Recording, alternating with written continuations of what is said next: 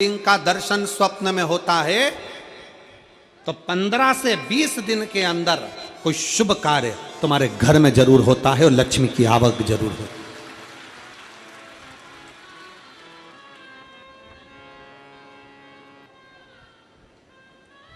शंकर भगवान के अगर प्रतिबिंब स्वरूप का दर्शन होता है, जटा बंदी हुई है, चंद्रमा लगा हुआ है, गंगा बह रही है, गले में सांप पड़ा हुआ है, कानों में बिच्छू पड़े हैं, मृगछाला पहने हुए, हाथ में त्रिशूल है, डमरू धारण करे हुए हैं, और ऐसा स्वरूप का दर्शन जब हम स्वप्न में करते हैं तो कोई कार्य होगा, सफलता की ओर आगे बढ़ेगा, पर उसमें हो सकता है कि 1 महीना लग जाए, 2 महीना लग जाए, 3 महीना लग जाए। स्वरूप का दर्शन और शिवलिंग का दर्शन दोनों में अंतर है,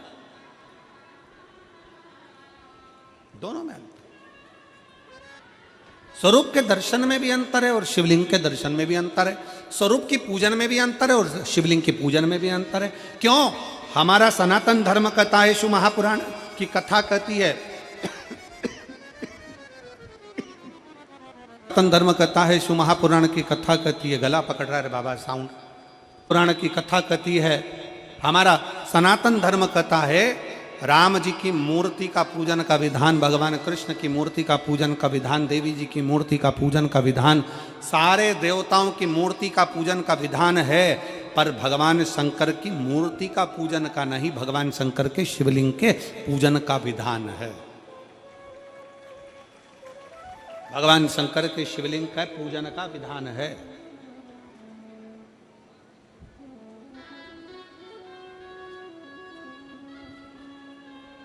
शंकर के शिवलिंग का पूजन का विधान वर्णित किया।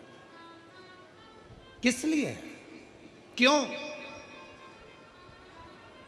राम जी की पूजन करी, केवल एक देवता के पूजन का फल मिलता है, केवल एक देवता का पूजन कर रहे हैं, एक देवता के पूजन का फल है।